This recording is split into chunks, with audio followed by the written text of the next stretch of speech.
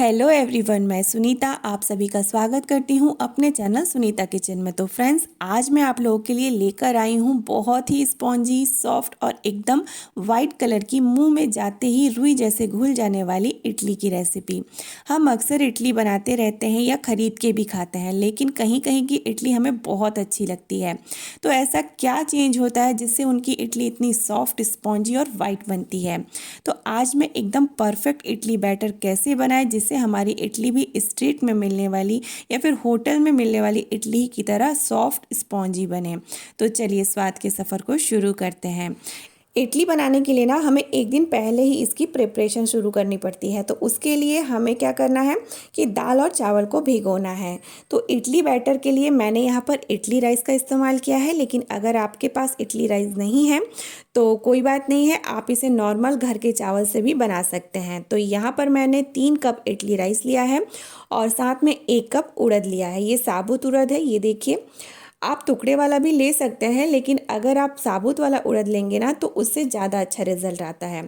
तो हम इसमें एक सबसे ज़रूरी चीज़ डालेंगे जिससे हमारी इडली बहुत ही सॉफ्ट और वाइट बनकर तैयार होगी, वो है साबूदाना। हम यहाँ पर 3 कप चावल में 2 से 3 मुट्ठी साबूदाना डालेंगे और ये मीडियम साइज़ वाला साबूदाना है। इसे डालने के बाद आपकी इडली इतनी लाजवाब बनेगी ना कि आप कभी भी बाहर से लाकर नहीं खाएंगे।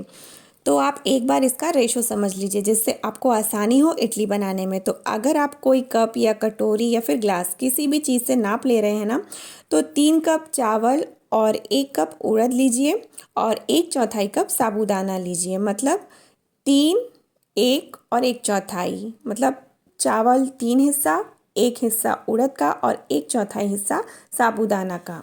फिर हमें चावल और दाल को अच्छे से 2-3 बार साफ़ धो लेना है और धोने के बाद हम इसमें पानी डालेंगे और ढककर इसे 4 से 5 घंटे फूलने के लिए छोड़ देंगे। और जब आप इसमें फूलने के लिए पानी डालें ना तो वो साफ़ पीने वाला पानी डालें, क्योंकि इसी पानी का यूज़ हम बैटर को पीसने के लिए करेंगे, ठीक है। मैंने इसे दोपहर में ही फूलने के लिए डाला था और अब शाम हो गई है, 5 से 6 घंटे हो चुके हैं। ये बहुत ही अच्छे से फूल गया है, ये देखिए फूलकर क्वांटिटी में पहले से ज़्यादा हो गया है। तो हम इसे एक जार में डाल लेंगे। साथ में इसमें हम पीसने के लिए दाल का पानी डालेंगे। जो हमने दाल में पानी डाला था ना, उसी पानी का इस्तेमाल हम इसे पीसने के लिए करेंगे। इससे क्या होगा कि बैटर हमारा बहुत ही जल्दी फर्मेंट होगा। और हमें इसे मतलब चावल और दाल को अलग अलग ही पीसना है और अलग अलग ही भिगाना भी है, क्योंकि चावल और दाल दोनों को पीसने का टाइमिंग अलग होता है। दाल जल्दी पिस जाता है और चावल थोड़ा टाइम लेता है पीसने में। तो मैंने यहाँ पर 2 से 3 बार चावल को पीस लिया है और हमें इसे एकदम बारीक पीसना है। फिर इसी तरह से हम दाल को भी पीस लेंगे। पीसते टाइम आपको पानी की जितनी ज़रूरत लगे उतना डालिए, लेकिन ज़्यादा मत डाल दीजिएगा, नहीं तो फिर पीसेगा नहीं। थोड़ा थोड़ा पानी डालकर आप इसे बारीक पीस लीजिए। फिर अब यहाँ पर बैटर अच्छे से पिस चुका है, तो हमें इसे एक बार अच्छे से हाथों से फेंटना है। जैसे हम दही वड़े के लिए बैटर को फेंटते हैं ना, जिससे दही वड़े बहुत ही फ्लफ़ी बनते हैं, ठीक वैसे ही हमें इसे भी फेंटना है। 4 से 5 मिनट तक फेंटना है ताकि इसके अंदर एयर कंज्यूम हो और हमारा इडली बिना इनो, बिना बेकिंग पाउडर और बिना सोडा के ही बहुत सॉफ्ट और स्पॉन्जी बने। हम इसमें कोई इनो, सोडा कुछ भी इस्तेमाल नहीं करेंगे, लेकिन फिर भी आप आगे देखिएगा हमारी बहुत ही इडली सॉफ्ट बनकर तैयार होगी। फिर हम इसे ढककर रख देंगे 7 से 8 घंटे फर्मेंट होने के लिए। मैंने इसे पूरी रात के लिए छोड़ा है क्योंकि अभी वेदर थोड़ा ठंडा जैसा होने लगा है, तो इसे थोड़ा टाइम लगेगा। फिर हम मिलते हैं अगले दिन सुबह में। ये देखिए बहुत ही अच्छे से बैटर फर्मेंट हो गया है, फूल चुका है। आप देख सकते हैं कि हमने इसमें कोई भी इनो, सोडा वगैरह नहीं डाला था, फिर भी इसमें बहुत ही अच्छी जाली आई है, मतलब बहुत अच्छा फर्मेंट हुआ है। छूने से ही बैटर बहुत ही हल्का फील हो रहा है। तो अब हम गैस पर इडली स्टैंड रख देते हैं पानी डालकर, ताकि ये गर्म होता रहे और इधर हम इडली स्टैंड को तेल, घी या फिर बटर लगाकर अच्छे से ग्रीस कर लेते हैं। तो मैंने यहाँ पर 3 स्टैंड में ही तेल लगाया है और बाकी के जो 2 स्टैंड है ना, उससे मैं आपको एक बहुत ही अलग तरीका बताऊँगी जिससे कि आपकी इडली एकदम रुई जैसी बनेगी और इडली आसानी से निकल जाएगी। आपका स्टैंड बिल्कुल भी गंदा नहीं होगा। तो अब यहाँ पर बैटर में नमक डालेंगे स्वाद के अनुसार और मिक्स कर लेंगे। फिर हम बैटर को किसी चम्मच की हेल्प से खानों में इस तरह से असेंबल करेंगे।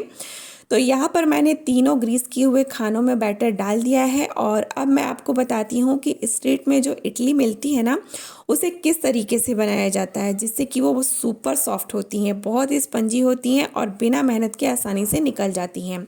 तो उसके लिए हम लेंगे साफ़ कॉटन का कपड़ा और उसे भिगा लेंगे इस तरह से और पानी निचोड़ कर इस तरह से स्टैंड पर बिछा देंगे और फिर इसी के ऊपर हम चम्मच से बैटर डालेंगे।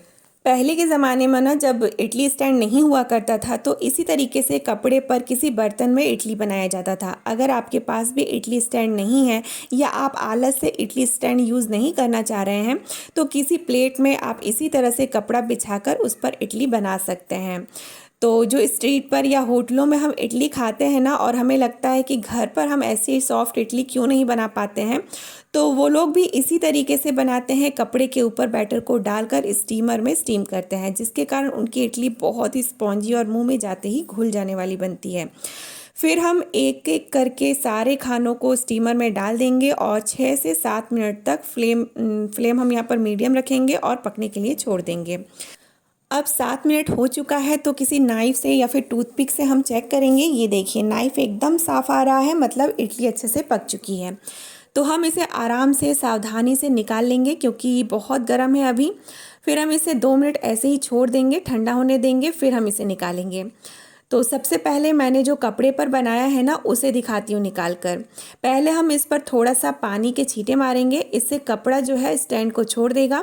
फिर हम स्टैंड को उल्टा करेंगे और ये बहुत ही ईजिली स्टैंड को छोड़ देगा। ये देखिए छोड़ दिया ना। और ये देखिए स्टैंड भी बिल्कुल साफ़ है, इसे धोने में हमें कोई मेहनत नहीं लगेगा।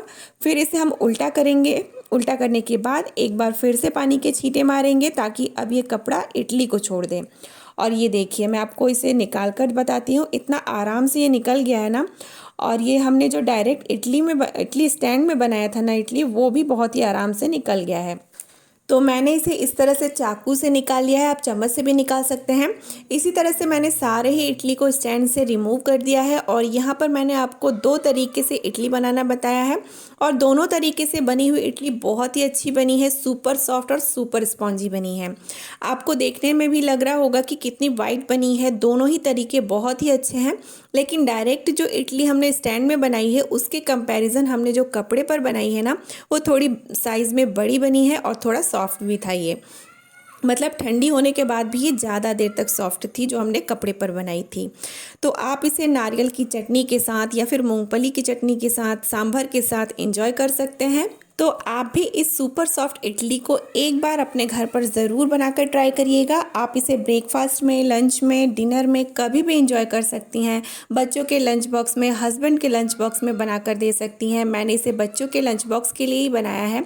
तो कैसी लगी आपको आज की ये street style super soft, super spongy idli की रेसिपी, मुझे कमेंट में ज़रूर बताइएगा। और अगर आज की ये रेसिपी आपको थोड़ी भी अच्छी लगी हो ना, तो एक लाइक ज़रूर करिएगा। चैनल पर पहली बार आए हैं या अभी तक चैनल को सब्सक्राइब नहीं किया है तो प्लीज़ चैनल को सब्सक्राइब कर लीजिए और ज़्यादा से ज़्यादा इस वीडियो को शेयर करिएगा। फिर मिलेंगे इसी तरह की नई नई और भी रेसिपीज़ के साथ, तब तक के लिए बाय बाय, टेक केयर।